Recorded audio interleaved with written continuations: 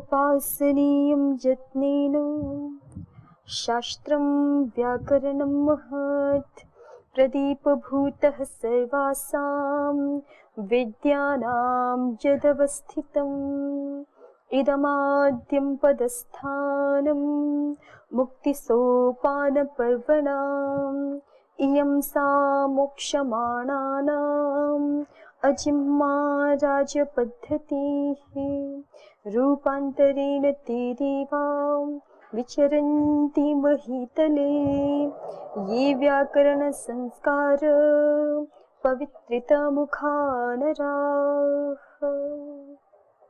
ओम। अथ शब्दानुशासनम सूत्र पर काशिकाकार की पंक्तियां हैं। केशाम शब्दानाम लौकिकानाम वैदिकानाम च।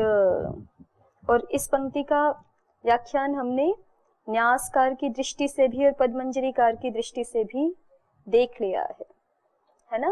केशाम शब्दानाम, इस प्रश्न के बारे में चर्चा की गई है कि केशाम शब्दानाम प्रश्न ठीक नहीं है। जिज्ञासु ने पहले ऐसे कहा क्योंकि किम शब्द का प्रत्यवमर्श प्रधान के साथ होना चाहिए।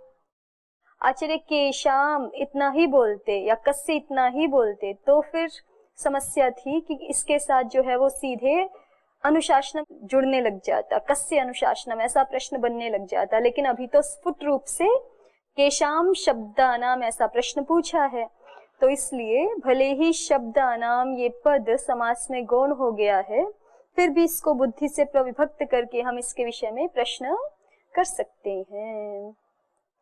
और केशाम शब्दानाम ये पूछा क्यों है, पूछने का अभिप्राय क्या है?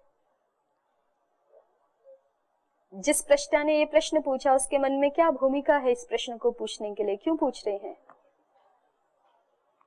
क्योंकि ऐसे सोच रहे हैं कि यहाँ पर तो चूंकि अथ शब्दानुशासनम में आचार्य ने कुछ नहीं कहा, शब्द इस पद से क्या अर्थ लेना है, हमें कुछ विशेषक हेतु नहीं डाला, तो इसलिए शब्दों से सारे शब्द गृहीत होने लग जाएंगे, अव्यक्त वाक भी गृहीत होने लग जाएगी और अव्यक्त वाक भी गृहीत होने लग जाएगी और व्यक्त वाक में जो अपभ्रंश शब्द हैं वो भी गृहीत होने लग जाएंगे और व्यक्त वाक में जो साधु शब्द हैं वो सब भी गृहीत होने लग जाएंगे। ये प्रश्न जिज्ञासु के मन में है अथ शब्दानुशासनम, ये सूत्र स्वरूप देख करके, है ना।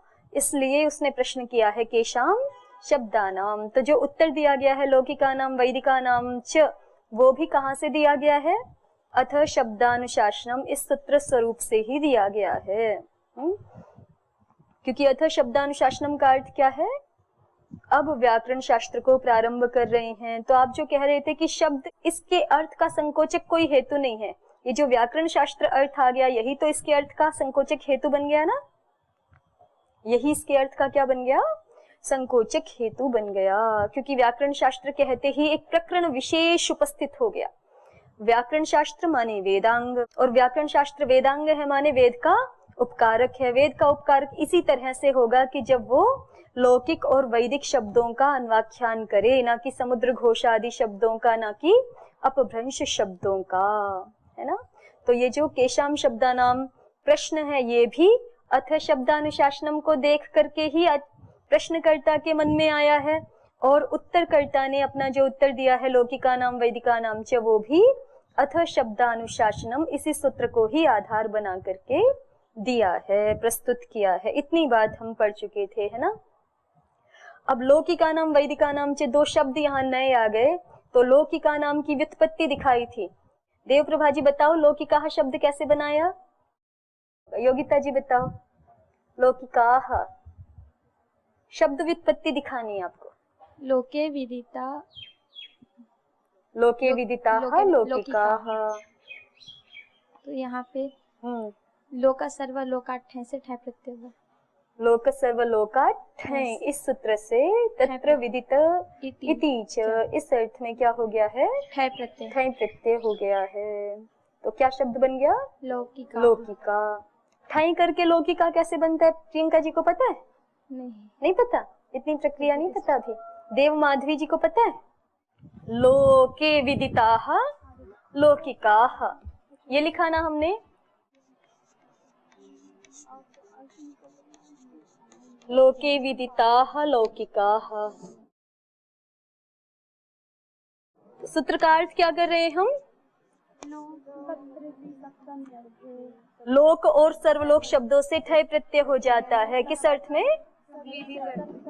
तत्र विदित, इस अर्थ में। तो तत्र का मतलब है सप्तमी समर्थ, लोक और सर्वलोक शब्द से ठय प्रत्यय हो जाता है। तो ये लोक प्रातिपदिक है, सप्तमी समर्थ करना है इसको। तो सप्तमी समर्थ कब होगा? जब आगे सप्तमी विभक्ति ले आएंगे। ये सूत्र तो याद कर लिया होगा। सुऔजस अमौचस ताभ्याम भिस गेभ्याम भ्यस गसिभ्याम भ्यस गसोसाम गी ओसुप। तो सप्तमी का एक वचन ले आए लोक गी, है ना, और आगे हमने कहा ठय प्रत्यय आएगा, तो ठय प्रत्यय आ गया। अब इस पूरे समुदाय की क्या हो जाती है? प्रातिपदिक संज्ञा हो जाती है। प्रातिपदिक संज्ञा करने वाले अष्टाध्यायी में कितने सूत्र हैं? कौन से? तद्धित समासाश्च। तो ये तद्धित प्रत्यय है ना ठय। कैसे तद्धित प्रत्यय है बताना? तद्धिताः के अधिकार में। तद्धिताः का अधिकार कहाँ से कहाँ तक? षट् सप्ततितमः योगः वर्तते, ततः पुनः कुत्र पर्यन्तं गच्छति अयम् अधिकारः? आपञ्चमध्याय पर्यन्तं। सम्यक्। तर्हि ठञ् इति इत्यपि मध्ये एव वर्तते इति कृत्वास्य तद्धित संज्ञा वर्तते। पुनः तद्धित प्रत्ययः अन्ते वर्तते इति कृत्वा वयम् एवं वक्तुं शक्नुमः अयं सम्पूर्णः अपि समुदायः तद्धितान्तः, तद्धितान्तस्य च प्रातिपदिकत्वं भवति। केन सूत्रेण? कृत्तद्धित समासाश्च। किमुच्यते तेन? कृदन्तस्य तद्धितान्तस्य समासस्य च प्रातिपदिकत्वं भवति। कृदन्तस्य तद्धितान्तस्य समासस्य च प्रातिपदिकत्वं भवति। अयं तद्धितान्तः समुदायः। ठय प्रत्यय तद्धित संज्ञक है और तद्धित इसके अंत में है, इसलिए इसको पूरे को हम तद्धित प्रत्यांत कह सकते हैं, क्योंकि तद्धित प्रत्यय अंत में है ना इस पूरे समुदाय के। जैसे आप कहते हो राम अकारांत शब्द है, क्यों कहते हो? अकार उसके अंत में है तो वो अकारांत शब्द है। ऐसे ही इस पूरे लोक गी ठय के अंत में ठय है ना, और इसका नाम है तद्धित प्रत्यय। तो तद्धित प्रत्यय अंत में है जिसके उस पूरे समुदाय को आप क्या कह सकते हो? तद्धित प्रत्यांत कह सकते हो। और तद्धित प्रत्यांत शब्दों की क्या हो जाती है? प्रातिपदिक संज्ञा हो जाती है। कौन से सूत्र से? कृत्तद्धित समासाश्च। उसमें 3 की प्रातिपदिक संज्ञा की जा रही है। किस किस की? कृदंतों की, तद्धितांतों की और समास की। तो उसमें से ये तद्धितांत है ना, तो तद्धितांत होने से इसकी क्या संज्ञा हो गई? प्रातिपदिक। और प्रातिपदिक संज्ञा जिसकी होती है उसका क्या हो जाता है? सुपो धातु प्रातिपदिकयोः। धातु और प्रातिपदिक के अवयव सुप का लुक हो जाता है। तो ये पूरा प्रातिपदिक है ना। देव प्रभा जी, ये प्रातिपदिक है कि धातु है? किससे? कृत्तद्धित समासाश्च से प्रातिपदिक है। तो प्रातिपदिक होने के कारण इसके अवयव सुप का क्या हो गया? इसका नाम सुप है ना, क्षमा ही। तो इसका नाम सुप कैसे है बताना? गी का नाम सुप कैसे है? अभी तो सूत्र बोला था आपने, सुऔजस अमौचस, ये बोला था ना। सुऔजस, ये बड़ा सा सूत्र है इसलिए मैं पूरा नहीं लिख रही। सुऔजस जस, और अंतिम में क्या है? सुप। ठीक है। अच का मतलब पता है आपको? अच क्या? अच माने स्वर। कैसे? अच माने स्वर कैसे हुआ? आप बताओ देव धैर्य जी, अच माने स्वर कैसे हुए? जो हमारे 14 प्रत्याहार हैं उन सभी का ग्रहण हो जाता है इसमें। सबका नहीं होता, ध्यान से बोलो। स्वर का अ इ उन रेल रिक ए ओंग ऐ औच, स्वरों आ यून से लेकर के जो आपके सूत्र हैं कहाँ तक? ऐ औच तक। तो ये जितनी भी छोटी छोटी संज्ञाएं हैं इनको हम बोलते प्रत्याहार। यहाँ से शुरू किया अ से और यहाँ तक पहुंच गए च तक। तो बीच में कौन कौन आ गए? अ ई उ, सबका अंतिम छूटता जाएगा। ठीक है। अ ई उ रील री ए ओ ऐ औ, ये आ गए ना इसमें। तो अच प्रत्याहार बन गया। जैसे अच प्रत्याहार है वैसे ही सुऔजस सूत्र के सु से लेकर और सुप के प तक एक प्रत्याहार बना दिया, उसका नाम क्या है? सुप। तो सुप में कितने प्रत्यय आ गए? 7 विभक्तियां है ना, हर एक में 3-3 प्रत्यय हैं, तो इसलिए कितने प्रत्यय आ गए? 21। सु औजस अम औचस, तो सुप नाम इनका है। तो जब हम सुपो धातु प्रातिपदिकयोः सूत्र बोल रहे हैं तो क्या बोल रहे हैं, प्रातिपदिक और धातु के अवयव सुप का लुक हो जाए। तो ये तो सुप नहीं है, ये भी सुप नहीं है, सुप किसका नाम है, गी का नाम सुप है, तो इसका क्या हो गया, लुक। और लुक माने क्या होता है, प्रत्ययस्य लुक श्लु लुपः, उसका क्या अर्थ है,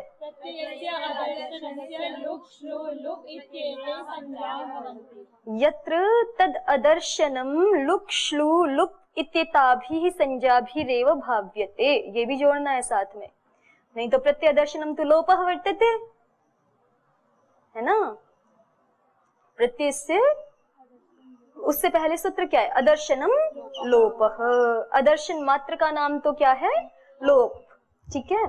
तो पर यहाँ लोप कह करके अदर्शन नहीं किया जा रहा ना, क्या कह करके अदर्शन किया जा रहा है, लुक हो जाए, तो लुक कह करके जहां अदर्शन किया जाएगा वहां पे लुक संज्ञा, ठीक है। तो ये अदर्शन हो गया, अदर्शन माने अब दिखेगा नहीं, तो क्या बचा आपके पास, लोक ठय, इतना ही बचा ना, और ठय में य की इत संज्ञा हो जाती है, किससे, ये तो सबने पढ़ लिया होगा इत संज्ञा प्रकरण तो, है ना, ठय के य की क्या हो गई, इत संज्ञा, कौन से सूत्र से, हलंत्यम सूत्र से, तो ठ बचा, ठ को क्या आदेश हो जाता है, ठस्येकः, ठस्येकः सूत्र से इक आदेश हो जाता है, और ये जो य है इसके कारण से आदि वृद्धि, सूत्र बोली अचोय निति, उससे हो जाएगा, तद्देश्व अचामादे है, क्या बोलता है, अंगस्य अचामादे रचः स्थाने वृद्धिर्भवति तद्धिते यिति मिति च प्रत्यये परतः, तो ये तद्धित, तद्धित नाम है ही इसका, और ये यित प्रत्यय है, य की इत संज्ञा हुई है इसलिए यित हो गया, ठीक है। तो तद्धित यित प्रत्यय परे होने के कारण आदि वृद्धि, आदि अच के स्थान में वृद्धि, आदि अच क्या है, इस शब्द का आदि अच क्या है, ओ, तो इसको वृद्धि होगी तो क्या हो जाएगा, औ, तो ये क्या बन गया, लौक इक, और यहाँ पे जो अकार है उस अकार का भी लोप होगा, कौन से सूत्र से, यस्येति च, तो ये क्या बन गया, लौकिक। आगे स्तू ला करके आपको बहुवचन में बनाना है तो जस लाइए, लौकिकाः बन जाएगा, ठीक है। और जब हम विवक्षा कर रहे हैं लोके भवाः लौकिकाः, तब भी बिल्कुल प्रक्रिया यही रहेगी, सिद्धि की प्रक्रिया बिल्कुल यही है, केवल इतना ही अंतर है कि वहां पे ठय प्रत्यय भव अर्थ में आ रहा है, अध्यात्मादिभ्यः ठय इस वार्तिक से आ रहा है, ठीक है। और बिल्कुल यही स्थिति ऐसे ही वैदिकाः शब्द भी बनेगा, वेदे भवाः वैदिकाः, ठय प्रत्यय ही आएगा, बस सूत्र वार्तिक से आ रहा है, कौन से वार्तिक से, अध्यात्मादिभ्य,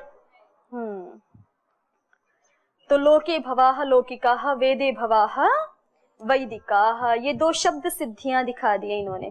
और एक बात और स्पष्ट की है कि यहाँ पे यद्यपि लोक शब्द से ठय प्रत्यय कर रहे हैं हम, फिर भी लोक का अर्थ क्या है, सर्वलोक, क्योंकि लोक शब्द में कोई ऐसा हेतु, संकोचक हेतु हमारे पास है नहीं जिससे हम लोक के अर्थ का संकोच करें, इसलिए लोक शब्द से भी क्या अर्थ लिया जाएगा, सर्वलोक, यही अर्थ लिया जाएगा। तो सर्वलोक प्रसिद्धानाम गवादीनाम, लौकिका नाम का मतलब क्या हुआ, सर्वलोक प्रसिद्ध जो गौ पुरुषः हस्ति आदि शब्द हैं, गौः पुरुषः हस्ति इत्यादि शब्द हैं, वो लिए जाएंगे। कोई आपको लौकिकों का उदाहरण पूछे तो क्या बताओगे, गौः पुरुषो हस्ति इत्यादयः, ठीक है। और वैदिका नाम के उदाहरण पूछें तो शन्नो देवीरभिष्टय इत्यादयः।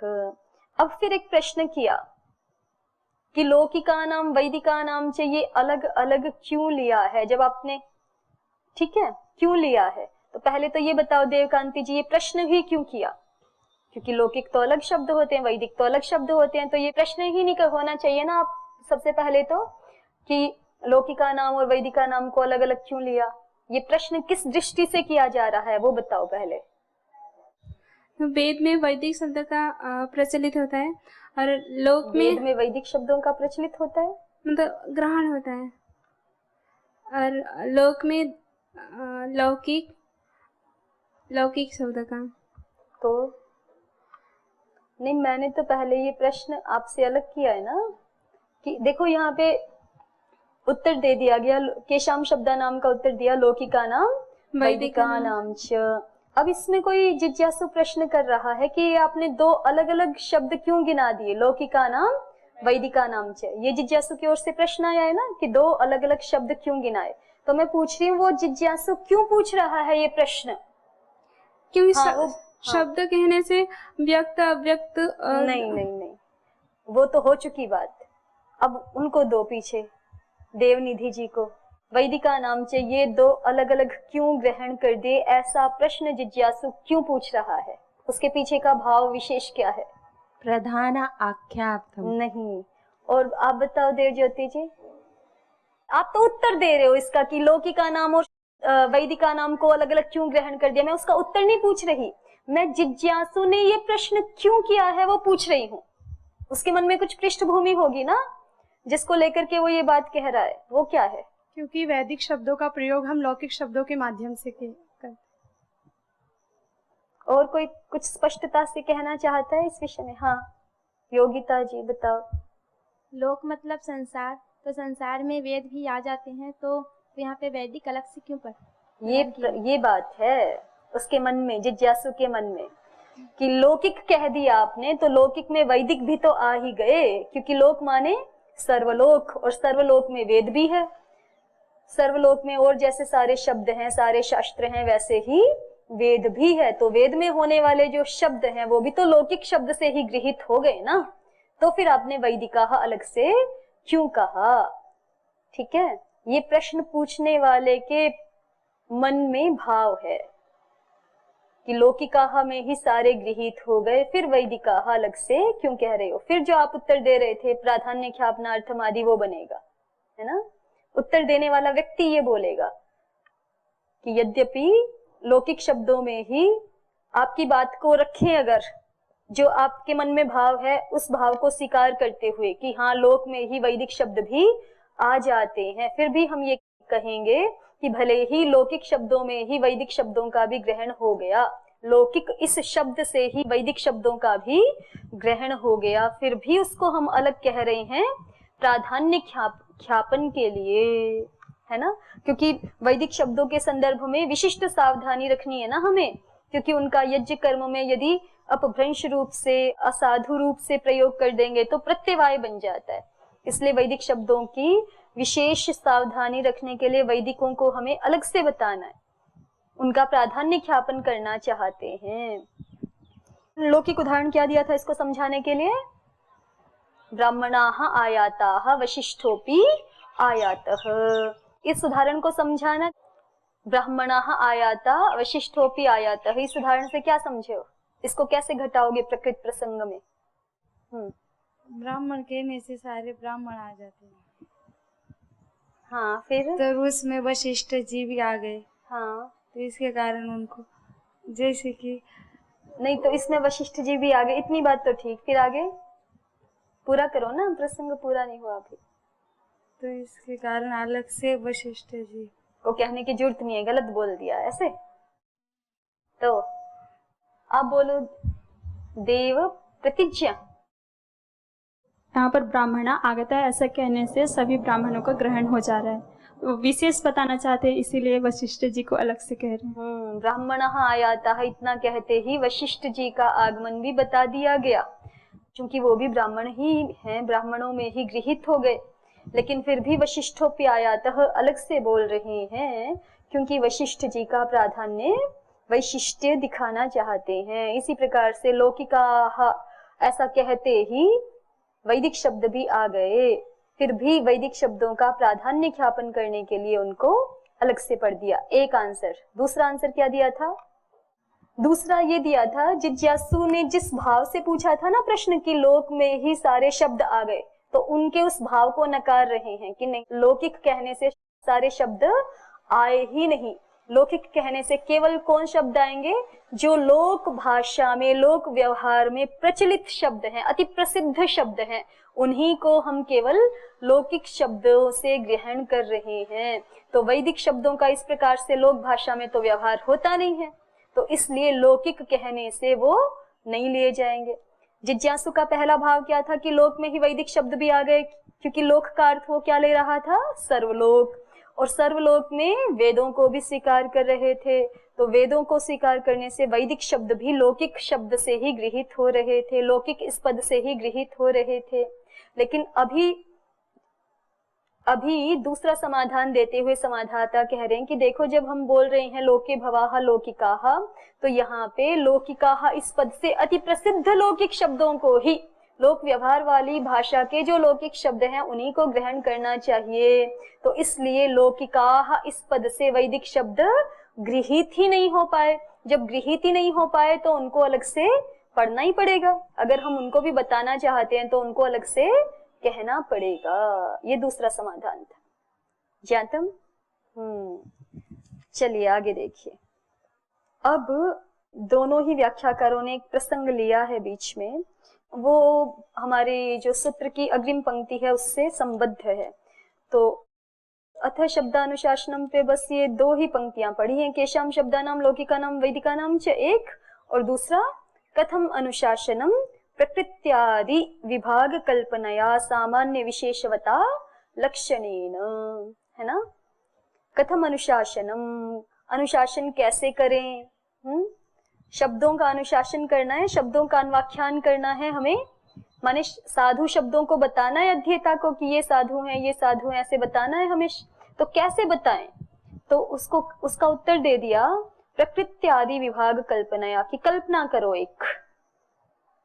ये जो हम देखते हैं कि ये पठ धातु है, ये है, फिर शप है, फिर टिप है, ऐसे थोड़े होता है, ऐसे कुछ भी नहीं है। ये केवल क्या है, ये केवल कल्पना मात्र है। लेकिन ये ऐसी कल्पना है जो हमें सत्य उस तक पहुंचा देती है, शब्द के सही स्वरूप तक पहुंचा देती है। ये सारा का सारा ऐसा ही है जो आपकी विकल्प वृत्ति है ना योग दर्शन में, शब्दानुपाती वस्तु शून्योपि विकल्प।